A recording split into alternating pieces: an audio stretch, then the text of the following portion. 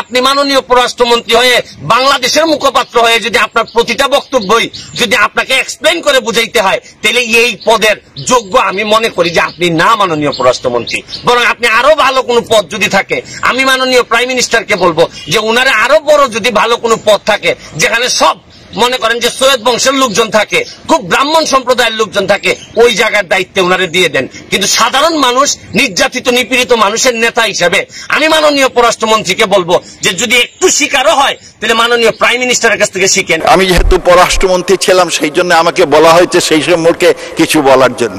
আমি আপনার আনন্দের সাথে বলতে চাই যে আমাদের বিভিন্ন রকম চ্যালেঞ্জ এসেছে, কিন্তু আমরা অত্যন্ত বঙ্গবন্ধুর সেই পররাষ্ট্রনীতি, সবার সাথে বন্ধুত্ব, কারোর সাথে বৈরিতা নাই। আর শেখ হাসিনার সম্পর্ক যে ট্রু ব্যালেন্স আপনার ফরেন পলিসি, এটা অর্জনের মাধ্যমে আমরা আমাদের সকল রাষ্ট্র তাদের সাথে সুসম্পর্ক আপনার প্রতিষ্ঠা করেছি। সৈয়দ সাইদুল হক 242, হবিগঞ্জ 4। আপনার সময় 5 মিনিট। ধন্যবাদ মাননীয় স্পিকার। শুরু করিতেছি মহান আল্লাহর নামে। প্রতিটা মানুষের জীবনে কিন্তু কপালে লেখা থাকে না যে উনি মন্ত্রী হতে পারবেন। খুব অল্প মানুষের কপালে লেখা থাকে উনি মন্ত্রী হবেন। আর এরকম ভাগ্য যাদের থাকে তারা মন্ত্রী হওয়ার পর, মন্ত্রী হওয়ার সাথে সাথে কিছু দায়িত্ব তাদের উপর অর্পিত হয়। Every achievement comes with a responsibility. আপনার জীবনের প্রতিটা অর্জনই কিছু না কিছু দায়িত্ব নিয়ে আসে। আপনি যখন একটা মন্ত্রী হিসাবে আসেন, তখন আপনাকে বুঝতে হবে যে আপনি কোনো অঞ্চলের মন্ত্রী না, আপনি সারা বাংলাদেশের মন্ত্রী। সারা বাংলাদেশের মানুষ, পৃথিবীর যে জায়গায় থাকে না কেন, এই সকল মানুষের মন্ত্রী আপনি। আর আপনি যদি কখনো পররাষ্ট্রমন্ত্রী হন, তাহলে ধরে নিতে হবে সারা পৃথিবীর মানুষের বুঝগম্য হয় এরকম কথা আপনারা দিয়ে পৃথিবীর মানুষ আশা করে। আমাদের মাননীয় পররাষ্ট্রমন্ত্রীর একটু দৃষ্টি আকর্ষণ করতে চাই। আমার মাননীয় পররাষ্ট্রমন্ত্রী, আমি জানি যে উনার ভিতরে কোনো 2 নাম্বারই নাই, উনার ইন্টেনশনের মধ্যে কোনো 2 নাম্বারই নাই। কিন্তু আমার কথা হচ্ছে যে বারবার উনার বক্তব্য নিয়ে প্রবাসী এবং এই সরকার মুখোমুখি হবে কেন? আমাদের মাননীয় প্রধানমন্ত্রী জননেত্রী শেখ হাসিনা যেভাবে প্রবাসীদেরকে বিভিন্ন ভাবে সুবিধা দিয়ে প্রবাসীদের একদম কাছে নিয়ে আসার চেষ্টা করতেছেন, এই সময়ে মাননীয় পররাষ্ট্রমন্ত্রী যখন অর্ধেক বক্তব্য উনি বলতে চাচ্ছেন, আমি মাননীয় পররাষ্ট্রমন্ত্রীর কথা শুনছি, উনি বলতে চাচ্ছেন যে কেউ উনাকে টুইস্ট করে, উনার কথাগুলা টুইস্ট করতেছে। আপনি যখন প্রবাসীদেরকে বলছেন যে নবাবজাদা, আপনি কিন্তু বলতে পারতেন যে কিছু সংখ্যক প্রবাসী নবাবজাদার মতো আচরণ করেন। আপনি কিন্তু দেখেন, আপনার ভাই যখন সাবেক অর্থমন্ত্রী মাল মুহিত সাহেব যখন কথা বলতেন, উনি বয়স্ক মানুষ ছিলেন। অনেক সময় এই আপনি রাবিশ টাবিশ বলছেন, এগুলো মানুষ মেনে নিছে, কারণ উনি বয়স্ক মানুষ ছিলেন। কিন্তু আপনি যখন তার ভাই হয়ে, আপনি একজন শিক্ষিত মানুষ হয়ে যখন আপনি একদম জেনারেল ভাবে কথা বলেন যে প্রবাসীরা নবাবজাদা, তখন সব প্রবাসী তো আর আমার মতো ব্যারিস্টার না, আপনার মতো এরকম ফ্যামিলি থেকে আসে নাই যে আপনার সব এরকম বলিষ্ঠ কথা এবং লুকানো কথা, ভিতরের কথা সব স্বাভাবিকভাবে মেনে নিবে। প্রবাসীরা এমনি থাকে দুনিয়ার কষ্টে। প্রবাসীরা যেখানে নিজের দেশের বাইরে থেকে মানুষ একটু সম্মান আশা করে, মানুষ একটু সম্মানের সাথে কথা আশা করে। আপনি যখন বলেন যে প্রবাসীরা আসতে পারে, আপনি বিভিন্ন কথা বলছেন যে লাখের লাখ মানুষ আসবে। আপনি বলতে পারতেন যে আমাদের আইন বিচার ব্যবস্থার অবনতি ঘটতে পারে, আমাদের এই ধরনের সিচুয়েশনের অবনতি ঘটতে পারে। আপনি কিভাবে বলেন যে প্রবাসীরা এইভাবে আসলে এত মানুষ বেড়ে যাবে, চাকরি থাকবে না, আর শেষে একটা কথা লাগাই দিলেন, দিয়ে বললেন যে আমাদের চুরি চামারি বেড়ে যাবে। এর মানে কি? আমার মতো ব্যারিস্টার না হইলে বা আপনার মতো এরকম ব্যাকগ্রাউন্ডের একজন জ্ঞানী লোক না হইলে, সাধারণ মানুষ যদি সাধারণভাবে বুঝে, তাহলে মানুষ বুঝে ফেলতে পারে যে প্রবাসীরা চোর, প্রবাসীরা আসলেই এই দেশে চুরি হবে। তাইলে এই প্রবাসীদের কি সম্মানটা আপনি দিলেন? প্রবাসীদেরকে সম্মান শুধু মনের ভিতর রাখলে হবে না মাননীয় পররাষ্ট্রমন্ত্রী, আপনার মুখের মধ্যে দিয়ে প্রকাশিত হইতে হবে। আপনি খেয়াল করে দেখছেন, আপনি প্রতিবারই 1 মিনিটের একটা বক্তব্য দেন, এইটা বোঝানোর জন্য আবার 5 মিনিটের আবার আরেকটা বক্তব্য দিয়ে বলতে হয় যে না আমি এইটা বলি নাই, আমি এইটা বলি নাই। তা আপনি মাননীয় পররাষ্ট্রমন্ত্রী হয়ে বাংলাদেশের মুখপাত্র হয়ে যদি আপনার প্রতিটা বক্তব্যই যদি আপনাকে এক্সপ্লেন করে বুঝাইতে হয়, তাহলে এই পদের যোগ্য আমি মনে করি যে আপনি না মাননীয় পররাষ্ট্রমন্ত্রী। বরং আপনি আরো ভালো কোনো পদ যদি থাকে, আমি মাননীয় প্রাইম মিনিস্টারকে বলবো যে উনারে আরো বড় যদি ভালো কোনো পদ থাকে, যেখানে সব মনে করেন যে সৈয়দ বংশের লোকজন থাকে, খুব ব্রাহ্মণ সম্প্রদায়ের লোকজন থাকে, ওই জায়গার দায়িত্বে ওনারে দিয়ে দেন। কিন্তু সাধারণ মানুষ, নির্যাতিত নিপীড়িত মানুষের নেতা হিসেবে আমি মাননীয় পররাষ্ট্রমন্ত্রীকে বলবো যে যদি একটু শিকারও হয় তাহলে মাননীয় প্রাইম মিনিস্টারের কাছ থেকে শিখেন যে কিভাবে কথা বলতে হয়, কিভাবে মাননীয় প্রাইম মিনিস্টার দায়িত্ব নিয়ে সারা বাংলাদেশের মানুষের নেতৃত্ব দিয়ে যাচ্ছেন। আর আপনি উনার ক্যাবিনেটের হয়ে এই ধরনের বেফাস কথা, আপনার ইন্টেনশন ভালো, আপনার মনের ভিতর ভালো, কিন্তু মুখের কারণে আপনি কি এই প্রবাসীদেরকে আমাদের এই আওয়ামী লীগ এবং সরকারের মুখোমুখি দাঁড় করাই দিচ্ছেন না? আমি আপনাকে বলবো যদি কথা বলতে এরকম সমস্যাই হয়, আল্লাহর হস্তে কথা বললেন না, তাও মাননীয় প্রাইম মিনিস্টারকে এইরকম একটা দুর্যোগকালীন সময়ে কাজ করতে দেন।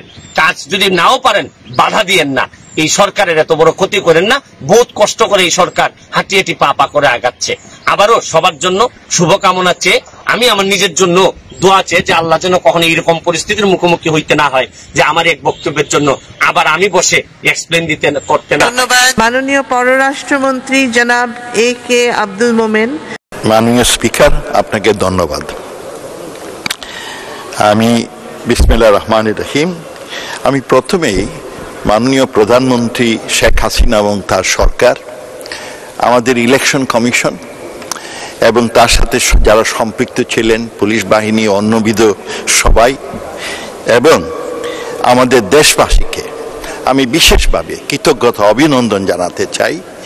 কারণ তারা বিভিন্ন রকম প্রতিকূল পরিবেশে, বিভিন্ন রকম প্রপাগান্ডার মধ্যে, দেশে বিদেশে ষড়যন্ত্রের মধ্যেও তারা একটা সুন্দর আদর্শ নির্বাচন আমাদের দিয়েছেন, অসম্ভব সুন্দর নির্বাচন আমাদের দিয়েছেন। সেই জন্য তাদের প্রতি কৃতজ্ঞতা। আর সেই সাথে আমি আমার এলাকাবাসীকে ধন্যবাদ দিই যে বিভিন্ন রকম প্রতিকূল পরিবেশে তারা আমাকে বিপুল ভোটে দ্বিতীয়বারের মধ্যে জয়যুক্ত করেছেন। তাই তাদের প্রতি কৃতজ্ঞতা, ধন্যবাদ এবং দোয়া। মাননীয় স্পিকার, আমি যেহেতু পররাষ্ট্রমন্ত্রী ছিলাম সেই জন্য আমাকে বলা হয়েছে সেই সম্পর্কে কিছু বলার জন্য।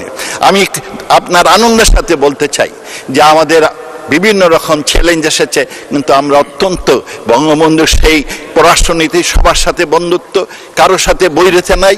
আর শেখ হাসিনার সম্পর্ক যে ট্রু ব্যালেন্স আপনার ফরেন পলিসি, এটা অর্জনের মাধ্যমে আমরা আমাদের সকল রাষ্ট্র তাদের সাথে সুসম্পর্ক আপনার প্রতিষ্ঠা করেছি। আমি গত পরশু মেট্রো রেল ছড়ি, আমি আপনার কিসের থেকে, মিরপুর থেকে এই মতিঝিল যাই, সেইখানে আমার বহু লোক ছিলেন মেট্রো রেলে।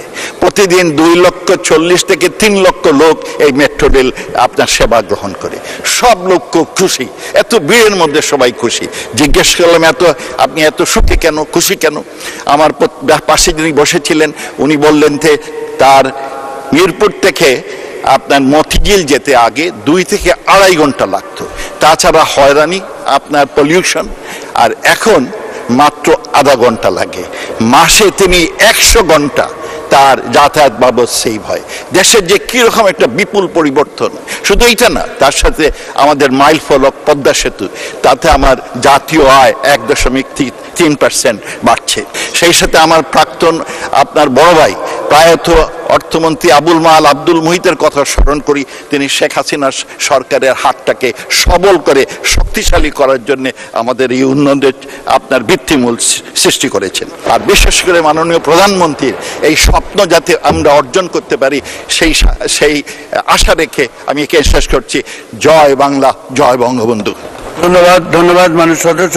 দেখলেন দর্শক, পররাষ্ট্রমন্ত্রীকে কিভাবে ধোলাই করলেন ব্যারিস্টার সুমন। যেখানেই অন্যায় দুর্নীতি সেখানেই ব্যারিস্টার সুমন ভাইয়ের সাহসী প্রতিবাদ। দর্শক, এই পররাষ্ট্রমন্ত্রী প্রবাসীদের নানান ধরনের অপমান করে থাকেন, কিন্তু তার বিরুদ্ধে কেউ কথা বলার সাহস পায় না, কারণ তিনি পররাষ্ট্রমন্ত্রী। যেকোনো সময় যেকোনো মানুষকে ঘুম করে ফেলতে পারেন তিনি। কিন্তু দেখুন, বাংলাদেশ একজন সাহসী বীর পুরুষের জন্ম হয়েছে, যে কিনা এসব পররাষ্ট্রমন্ত্রী এমপি মন্ত্রীদের কোন পাত্তাই দেন না। সকল এমপি মন্ত্রীদের চুরি দুর্নীতি তিনি সাহসিকতার সহিত ফাঁস করে দেন। তাই তো তাকে এখন বাংলার ফাটাকেষ্ট বলা হয়। তিনি আর কেউ নন, তিনি আমাদের সকলের প্রিয় ব্যারিস্টার সুমন ভাই। সত্যি ব্যারিস্টার সুমন ভাই একজন মাটির মানুষ। দর্শক, আপনারা সবাই এই ব্যারিস্টার সুমন এর জন্য দোয়া করবেন, তিনি যেন বেঁচে থাকতে পারেন, তাহলে আমাদের এই দেশটা একটা সোনার বাংলায় পরিণত হবে। আজ মাননীয় প্রধানমন্ত্রীকে ধন্যবাদ জানাচ্ছি যে তিনি একজন যোগ্য এমপি বানিয়েছেন।